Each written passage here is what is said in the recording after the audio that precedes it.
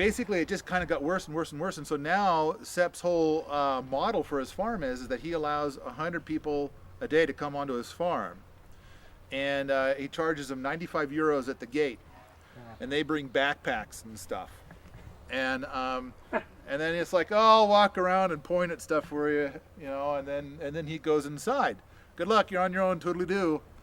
And can you believe it? Those people turn around, walk off into the weeds, and then they start stealing food and putting it in their backpacks. And damn, can you believe it? Seeds, food, everything, you know? And then who knows what they do with it? But then they took it, they stole it. There should be a law against that. I mean, not against Sepp, because of course he's the victim, right? Yeah. Yeah. So I mean, if you just do the math, 100 people a day at 95 euros, I mean, that adds up to some pretty serious coin right there, doesn't it? Yeah. Because if you were to take your food and go and try and sell it, then the government could step in and say, you can't just sell food to people. I mean, how do we know it's safe? Right? So, like you pick, that's all. What's that? It's you pick. No. It's you No, it's not you pick. It's a tour. That's what it is. It's not you pick because you don't know if that food is safe. Do you slaughter animals on the tour? How much do you want Sepp pissed off at you? I think that if anybody were to, you know, so I suspect that that would not go over well. Yeah. Because now you're probably you know, over the line. Yeah, for Sepp. And I don't know, are the laws in Austria that if somebody's killing your chickens, can you kill them? You know, I don't know. I mean, I'm not sure what the laws are. Yeah. But I doubt anybody's. Selling meat that's the most problematic. Yeah. So like having people steal your meat, like that's a great solution. Right? Well, you can put maybe chicken in maybe a backpack. You walk away with a couple pigs. It's also possible that like for any of his meat that he tries to sell, which I'm not sure if he's trying or not, but if he's doing anything like that, it might be like somebody else buys it who then goes through all the safety whatevers, and then you know there's 8 levels of middlemen involved to get it or something. Don't know. I haven't even been out there. Yes. We were there last year, Paul. Joseph told us that he was selling his meat to select circles of people. On the list, exactly. They have a list. Yeah, the list of people. If you He said didn't that buy this it, year then too. they take it Like, off the psst, list. hey buddy, want to buy ham? Black market meat. Like Yeah. the CSA.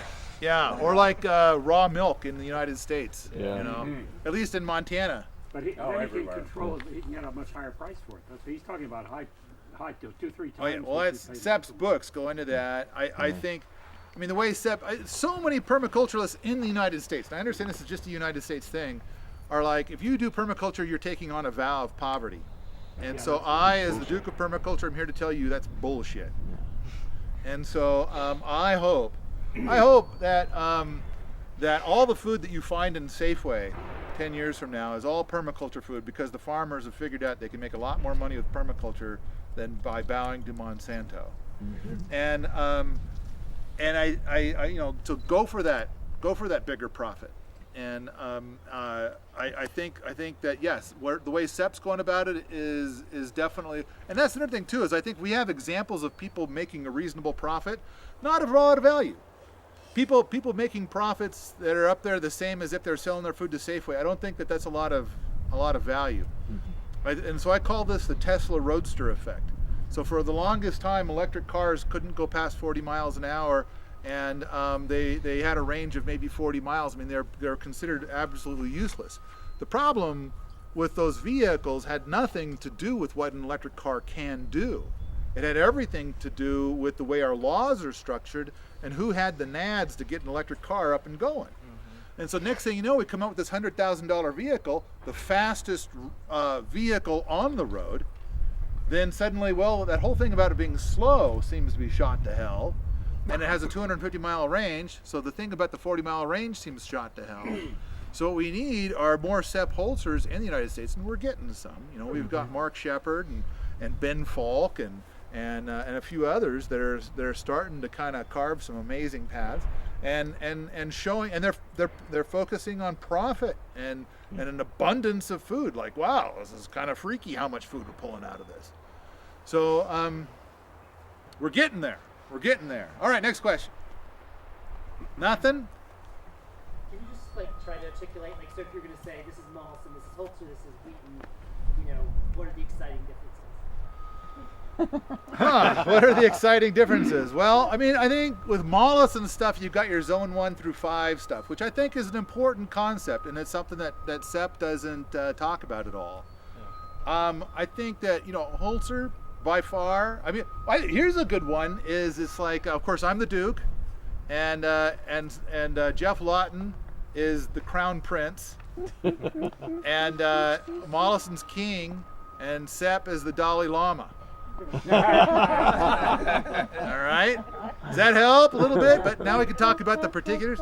So Sepp, I think right now Sepp clearly has the best example of permaculture in the world. Yeah. I mean, who comes second? I mean, is it a distant second? It's got to be a distant second. Oh wait, Willie Smits. Actually, you know what? I think Willie Smits might actually be ahead of Sepp right now. So, of course, it's all tropical. When you're standing in Montana, who gives a shit about that? But I think Geoff Lawton out of the big permies is probably going to be the one that is the sweetest spoken. I understand that Sepp's a salty dog. I don't understand any German. I love that part. So in the earliest translation of his video on terraces, it's got, of course the guy is translating, and so you usually don't hear very much German because they turn the volume down on the German. So they get to this one spot, and then Sepp is just pissed. He's pointing across the valley. And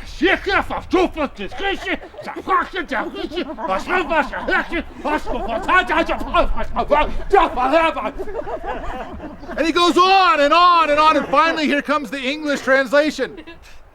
The government doesn't understand.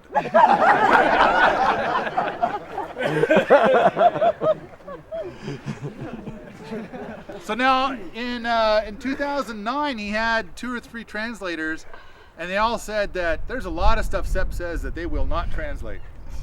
That is not the kind of person they are. They will not share that. Whereas I understand Bill Mollison, whatever was going on there, I bet Bill Mollison would totally translate all that without blinking. So, whereas Geoff Lawton, if it's just me and him someplace, oh yeah, Geoff Lawton's a salty dog. But if we got the microphone turned on, then in fact before turning on the microphone, Geoff Lawton's like, okay, let's not use any of that language you love so much. Me? I just heard you say it all too.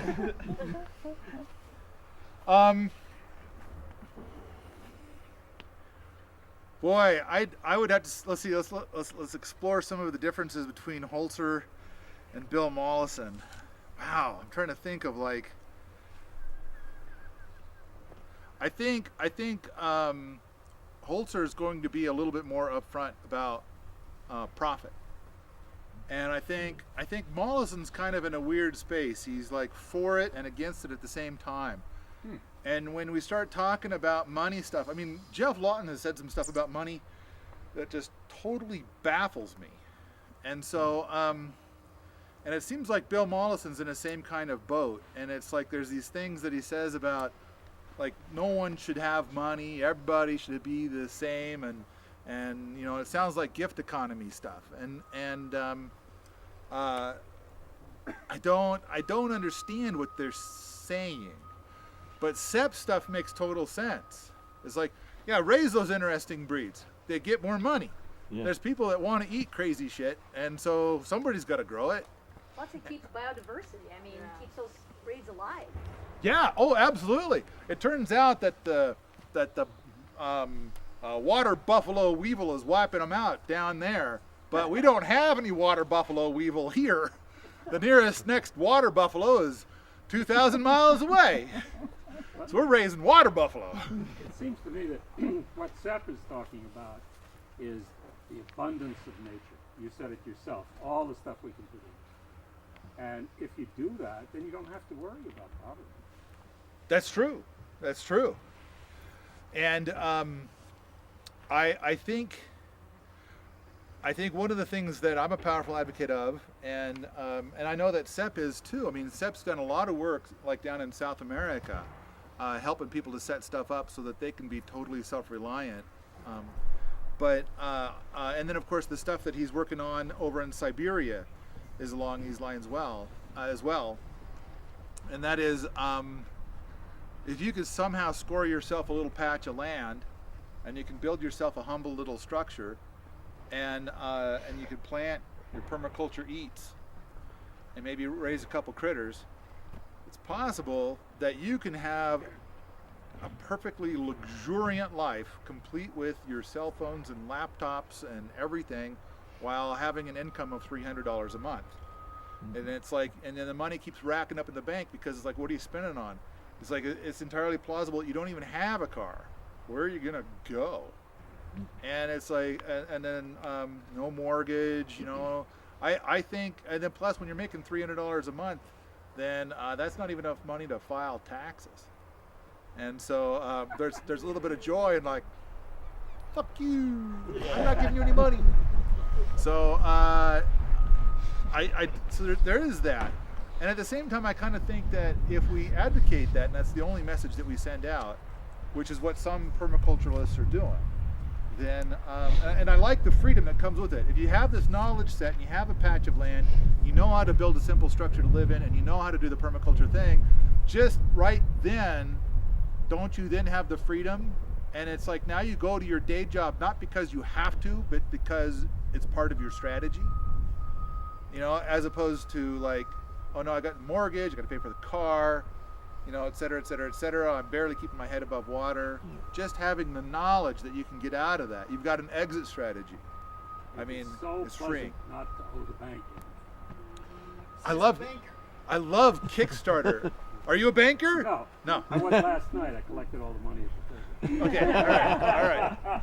So I love Kickstarter because it's like every time you give like $10 to something, it sends this strong, powerful message to banks everywhere. Fuck you. Yeah. You know, it's like, because all these guys are like doing these projects, and it's like, oh, I can't really do the project because I don't have 20 grand.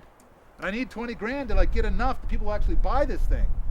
And it's like, oh, you go to Kickstarter, and then you say, I want 20 grand, and they give you 50 grand. And you're like, yes! And it's like, I was going to go down and beg and grovel to a banker to get this money, but instead, I got it without the bank. So I just, Kickstarter is so cool. I love that. Anyway, all right. The differences between all these guys.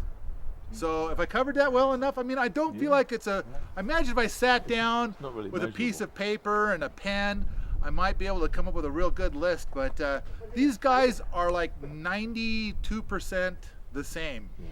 And their differences are not that big, and a lot of times it has to do with language. I think an important thing is that Bill Mollison stood at Sepp's place and said, this is permaculture, and I hope you'll call it that. And Sepp said, okay. Now it seems like Sepp's trying to get away from the word. Yeah, a little bit. And I think all the permaculture bigs have that point where they're struggling. Like, I'm trying to do my thing and call it permaculture, and I got the green light from Bill Mollison that what I'm doing is awesome. And then I got all of these dumb fucks following me around, telling me that that's not permaculture, and I'm just sick of hearing from them. And it's like, you know what? I need to move forward. But all this bad press I'm getting from this army of negativity over here, I'm just sick of it, and I need to move forward. So what I'm gonna do is I'm just gonna change the word, and suddenly, phoom, now I'm moving forward at twice the speed I was before because I don't have all that negative baggage anymore. So now I kind of feel like Sepp, I know that 5 years ago Sepp said he's ditching the word permaculture, and then his book comes out, it's got it in big letters right on the cover. And now they're going with the Holzer agroecology, but it's like I kind of feel like I'm gonna. I've had that. I've actually registered domain simbaculture.com, Ooh, I like that. And of course, Darren Doherty has gone with carbon farming and regenerative stuff. Regenerative sounds pretty good. Yeah, I used to stumble over the word regenerative. I still stumble over it. And so, restoration. but the thing is, I've decided to stick with permaculture. And it's like once a year I have this struggle within myself. But every time I have the struggle, I end up saying, I'm going to stick with permaculture. I'm going to blaze a trail that's bigger than all the whiny stoned hippies in the basement pontificating about the way things ought to be. And frankly, those guys, a lot of them are doing some good stuff in their own way, and so I want to be inclusive of them in the bigger umbrella, but I want to feel like everybody. There's a lot of people, and I think it's a majority. I think it's like 80%, 90%. Someday it'll be 99%, who want to do permaculture without holding hands, singing songs, praying to the earth, and running naked in the woods. I have a hard time going to a farmer and trying to talk about how to improve his income stream. And he's liking the ideas, and he says, what do you call this? And I say, permaculture. And he says, get the fuck off my land. I'm not going to make any more money blowing rainbows at my ass. So I kind of want it to be like in Australia, this is a serious science. And I kind of want to be able to have that here as well. I want to see some pissed off angry farmer saying, I'm doing permaculture because it makes me more money. And that's the end of it. Stop giving my money to Monsanto. Is it really a problem of people following him around saying that it's not permaculture, or is it more an issue of people coming along and doing things using chemicals and then calling it permaculture, similar to the way that people were doing things and calling it organics, and now they're allowed to use all these chemicals, and it's kind of that progression that. So, good job. You started a list, and the list goes on. It's a good 12-page list. So the hate there is for Sepp Holzer is immense. I mean, the stuff that we delete off of Permies is significant, and it's corporate trolls. And then there's people who actually read the stuff put up by the corporate trolls and they believe it, and then they decide to carry that message on. So, and Geoff Lawton. I mean, Geoff Lawton is a real nice guy, and at the same time, he's got his massive haters. So you're asking me, like, is this for real? These haters? Oh man. No, I know there's plenty of people that are not going to like whatever person for whatever reason. I'm just wondering about the word itself, permaculture. Just like organics, we started with this great idea of food being organic, and we took it to the farmers, and a couple farmers jumped on board, and then they said, oh, but we're still having this real big problem with these pests, so we have to succumb, we have to spray, and they're still calling it organics, right? Let me make something really clear here, real quick. I mean, this is kind of related. If you took away the Chem Ag subsidy and the organic ag penalty, the consumer would pay 4 times more for Chem Ag food than organic at the grocery store. Exactly. And, so we've got that. Yes, it's true. We had the word organic a while back. It meant something. Then the government got hold of it in order to standardize it and make it better. And now, of course, they're doing exactly what the organic people feared. What was that, 15 years ago? And they're fucking with it. And so organic has become real weak, and it's pretty much just, we want to do the same thing as Chem Ag, only we're going to replace the chemicals that we use with OMRI certified chemicals. Change out your tank. Yeah, just change out your tank, and then we're gonna then make it so that more and more of the standard Chem Ag stuff. I mean, how long is it going to be until Roundup is okay to use in organic stuff? So how do you reverse that trend? How do you change from Monsanto to permaculture? I mean, how do you get the masses? The masses. Yeah. And that's where we come back to the Tesla Roadster effect. I mean, if you find out that millionaires will only eat permaculture food, and pick your favorite millionaire, whoever that, just leave out that Bill Gates fucker. That guy is such a dick. Coming from Seattle, folks. Guy's a Yeah. Yeah. Douchebag deluxe. He's a threat to humanity. So that. Yeah. But I mean, like, you know, there are like what does Stephen Colbert eat? You know, what if he comes out and he says he only eats like outside of being the persona that he plays in his show? What if he says or the Daily Show guy, Jon Stewart, or Oprah? Hell, what if Oprah says I only eat permaculture? What about food? Arnie? As big as the hamburger escapade. Ooh, I got a Dr. kind of cool Oz. question. Sepp was doing a lot of creative, like explanation of his creative outmaneuvering of like regulations. Yeah. Do you have to do the same shit with your property? So, you know, I love what Joel Salatin has to say. He wants to post signs all around his property that says, trespassers will be impressed. I love that. And at the same time, this is the same guy that wrote that book that is called Everything I Want to Do is Illegal. Yeah. And then he's got the other one that's the sheer ecstasy of the lunatic farmer. And so it kind of drives home the point of where he is now. So as much as he wants trespassers to be impressed, look at all of the pain he's being exposed to for being who he is and doing what he's doing.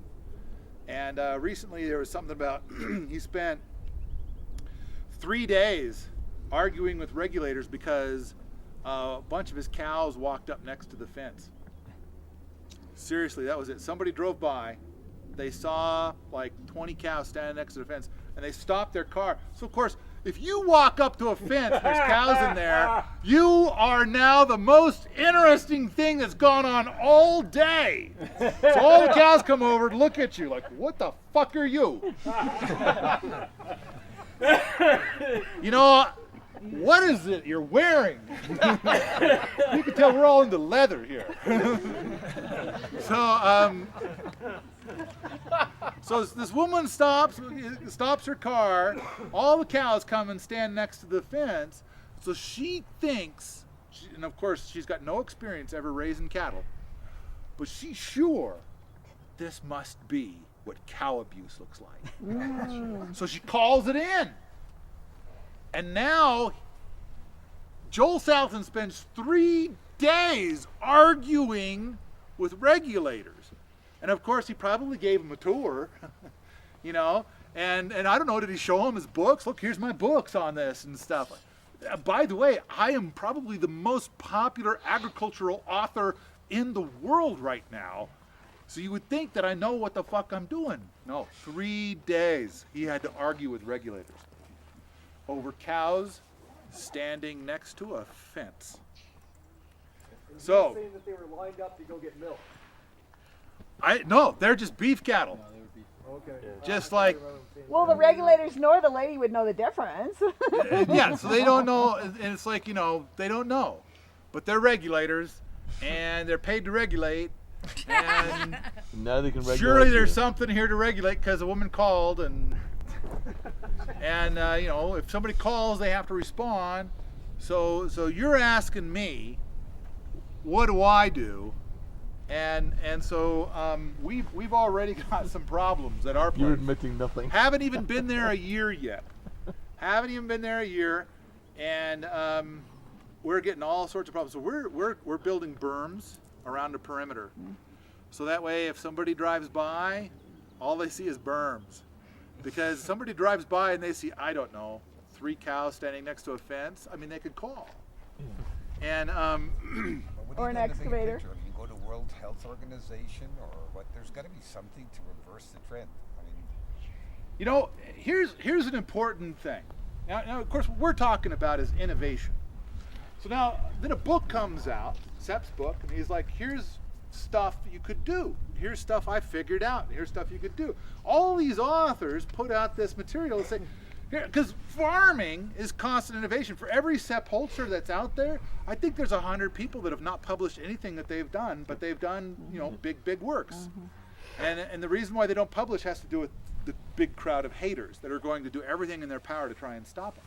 But larger scale, think about the iPod for a moment. So now, when they developed the iPod, They could have gotten some card tables and set them up on a street corner and brought in some welding stuff, and not welding, but soldering stuff, and their circuit boards and stuff like that. And somebody could come along and say, what are you doing there? I'm making this thing that plays music, and it'll be really tiny. And they're like, well, that doesn't sound safe. Look, you got solder there. Look at the smoke coming off that solder. That doesn't look safe. What's in that smoke? I don't know. Well, it's lead solder. Well, it's probably lead gases or something, isn't it? I'm going to call a cop. You shouldn't be doing this ever, anywhere. That's pollution. And then there's no iPod. So I kind of feel a little bit like we're in an era now where the kind of innovation that we're attempting to do to make things better, I mean, how does Monsanto feel about you innovating versus Monsanto innovating? Monsanto, if you're going to be innovating in their territory, they need to fuck up your shit. And so, but on the other hand, if you got a big berm around your property and no one knows what the hell you're doing in there, and they just think you're a crazy whack job, peeing in bottles or something. Wasn't that rich guy? What was? Yeah, some rich guy, not Hugh Hefner. Yeah, he wasn't peeing in bottles. Howard Hughes. Howard Hughes. Right. Thank you. Well, and if you're like, look, everybody, here's what I'm doing. And then, your regulator's are going to be like, look, everybody, I'm fucking up his shit. So it's like, no, I think that, because like one of the things that we're working on is this wofati. Mm-hmm. And What is a wofati? it's an amazing house. I heard a rumor. It's an amazing house. So it's the idea of the wofati is, and we haven't finished the first one. We'll be finishing it here in a couple of months in July. And we're going to probably get 2 more done this year. Well, and by probably I mean maybe. The idea is it looks like a log cabin on the inside with more glass. It looks invisible on the outside. You can't, you can find a way to try and see it, but compared to that, it's invisible. Hobbit house. It looks like the hillside. Yeah. And in theory, in Montana, you won't have to heat it. It'll be probably 68 to 70 degrees in the coldest part of winter. In theory, we're working on it. And if it turns out to only be 60 degrees, well, we're close enough, and we'll optimize it further. Yeah. So, but it's based on the work of Mike Oehler and John Hait, and both of which are proven, and we're just merging these ideas into one. And the thing is that Mike Oehler's stuff, he uses, he describes it with something that I think is going to turn off 95% of people, and rightly so. And so I definitely wanted a word. I needed a new word, so no one would confuse it with the phrase that's used for Mike Oehler's stuff. So a wofati is an above ground structure with a thick earthen roof and an umbrella, so that way it can do the annualized thermal inertia. So using the heat from the summer to heat the home in the winter. So anyway, I was answering your question. Did I answer it? Absolutely. To rephrase this question, maybe which side do you fall on, asking permission versus begging forgiveness? I'd have to say that the answer to that question is it depends. Sure. I mean, every situation is going to be different, and it's like, but it's like last year, that was one of the things I was kind of pissed off about with what Sepp was doing. But it turns out that, and Zach's explained it to me in detail, that it was the people with the property that were very worried about, what the forgiveness package would look like. And their lawyers, they consulted their lawyers. Of course, what does the lawyer say? Just don't. And the only thing you should really ever do in life is go to a job where you're paid too little, and work hard, take your money, spend it at the mall, go home, watch TV, repeat until dead. And that's your life. Do not deviate from that, or else. And so who here has ever watched that show Firefly, or the movie Serenity? And it's like, I aim to misbehave.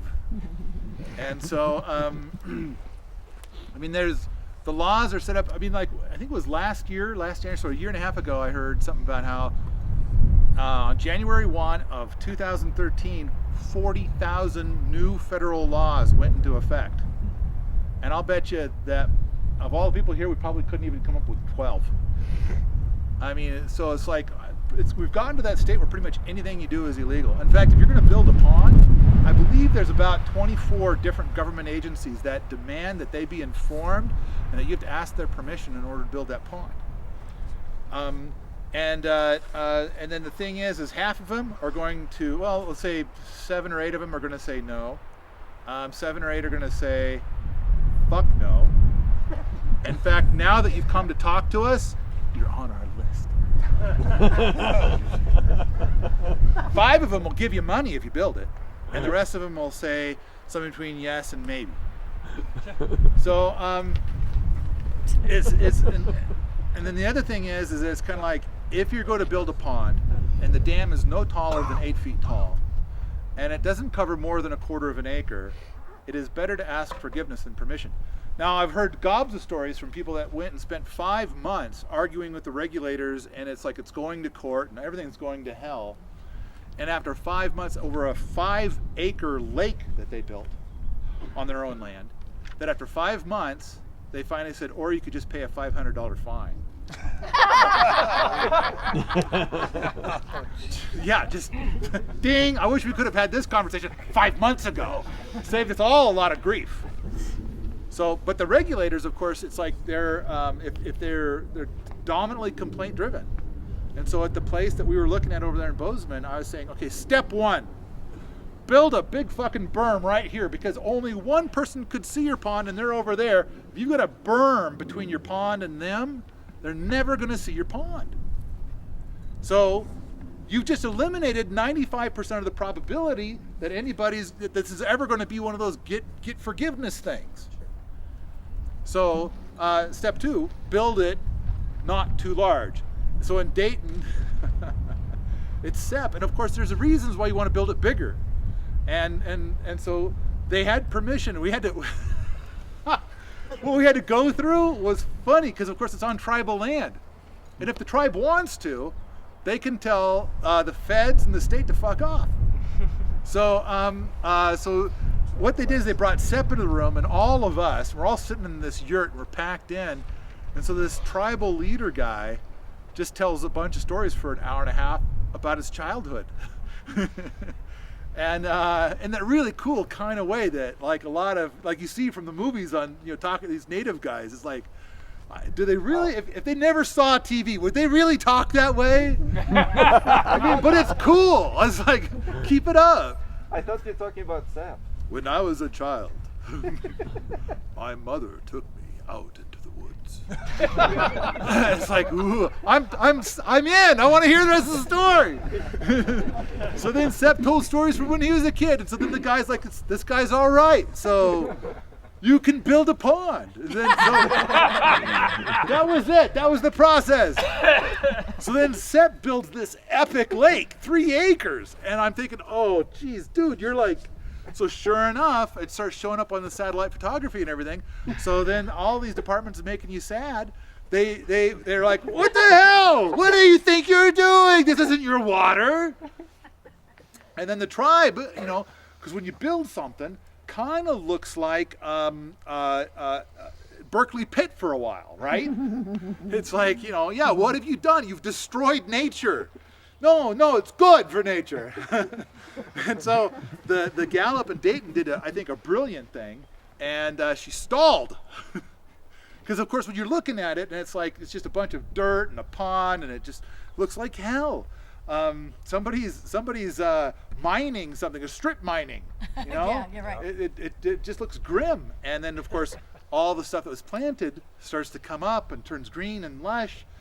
And then suddenly she's available. Okay, now we can talk. And then they're looking at it and they're like, this is amazing. Or if they're still in, because a lot of them, it's like, okay, I have to call because somebody complained, and so I'm calling here to, make you sad, and then it's like, if there's a bunch of delay, eventually they might just forget about it. It's like, I put in my fair time trying to deal with that pond lake thing, so I'm gonna let it go because I got other stuff to do. All right. Did I answer your question? Sure. Good enough. Who's got a question that hasn't asked one yet? So we just a couple of days ago had gone down into the draw. Yeah. And we which that was quite the experience with Sepp. So when we came to the rock area, he was pointing up into it and saying that you could almost create places to rent rocks for people to sit and recharge their energy. And then we went a little bit further, into. So I saw like where the area maybe was being talked about for the initial dam and making a small pond there. But if you went further down, we wrapped around in, and there's a much more of a depression, much more of a wetland in there, and down that way there's a clear, tight restriction probably to close the gate at the easiest point. So, but with the area being where it's at and the complexities involved in it, somebody put the question out there, well, what about maybe just releasing the beaver into this area and letting the beaver, help do that dam, so there's nobody in there, going to do the work. He wasn't a big taker on that idea. It's almost like get in there and do it a little bit quicker, but it made me think a little bit more that beavers do fundamentally help to correct the hydrology. So in that situation down there, it would seem like if one happened to show up there, very likely you'd see that water retention, and you'd kind of achieve those things naturally, and maybe see some of these creatures come back that would further protect it. What was your thinking on? My only thinking on the beaver thing is it seems disrespectful to the beaver. So giving habitat to a beaver is a disrespect to it? Going and fetching it and bringing it here. That's true enough. It's like he's got his family, he's got his job. I tell you, I'm telling you, where I live in Canada, we kill a lot of beavers because they build a dam where somebody said that damn dam, So. No, we kill a lot of beaver. Yeah. Just saying. Well, bring So- some down. That's disrespectful. No, I got it. We need something called permaflage. Instead of camouflage, we'll start making these big overhead. We use beavers to do it. What you got to do is you got to have these big canvases that look like Whatever. like buildings from a city, Like forest in the sky. and then you could grow, I don't know, stuff underneath. Well, now I'm thinking like this is a setup for a pot farm or something. What's wrong with that? Okay, so I catch a lot of hell. on tape. We've got From Colombia. we've got a lot of people that are powerful, interested in coming and being part of what we're doing outside of Missoula, and we turn away probably about 95 to 97% of them by just saying no tobacco, no pot, and then they argue and complain and like that's not right. But it's like, you know what? Currently here in the United States, there's a war on drugs. And so if somebody brings a joint and throws it on the ground, and then Monsanto calls up, the war on drugs folk and says, Paul Wheaton's place is riddled with pot. The war's on Paul. they're coming. War on Paul. There you go. And so I don't want to have that vector. I've never done pot. At the same time, I think it should be totally legal. A lot of people just love it, and I just don't see why we're getting between them and their love. And it seems to me like what little I know, it kind of sounds like it's a big cash cow for the government to go and sell it. Of course. So I just kind of think, that's this whole area I just don't even want to think about. But I don't need the war on drugs coming to my door. I got enough stuff for them to come to my door about.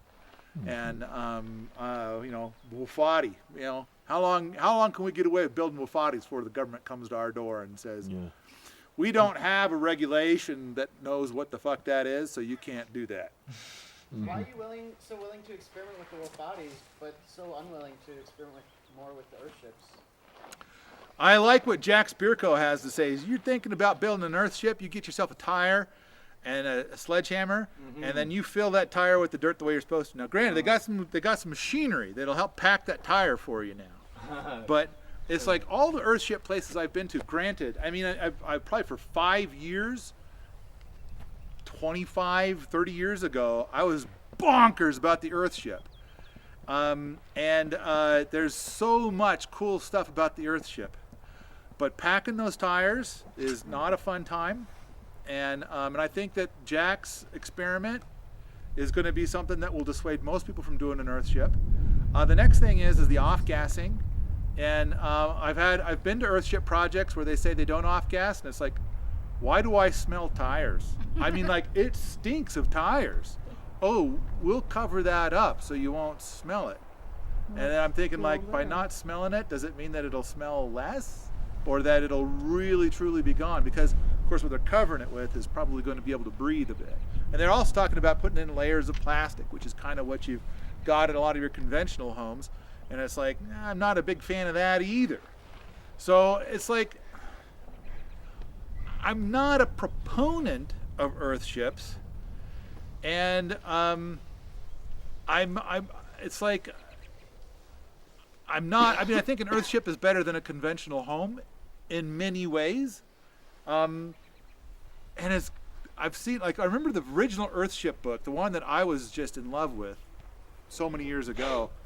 One of the coolest statements in the whole book is like, if a spring pops up inside your earthship, make it a feature. You have a water feature in your house. Just work with it. Go with it. I was thinking, like, whoa, that is so cool. What an awesome way of thinking. So the wofati, part of the wofati thing is that I see so, like, almost every like an earthship's a great example. If you were to pay for the labor for an earthship, does it end up being? Zo maken. Yes, now you can have a nice name tag, really big, fits your size. Shorten it up a little bit. Not just such a small one. It covers my belly. Does this make me look thinner?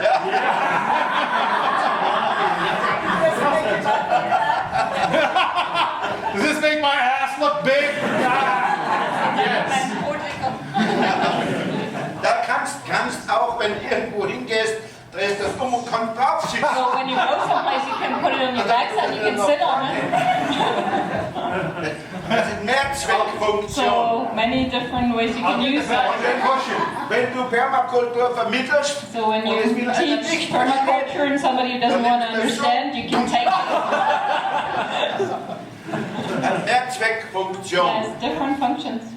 That's right. So Yeah, functions. So wie alles in der Permakultur. But like everything in I can permaculture. pick it up and smack the people that say the wrong thing.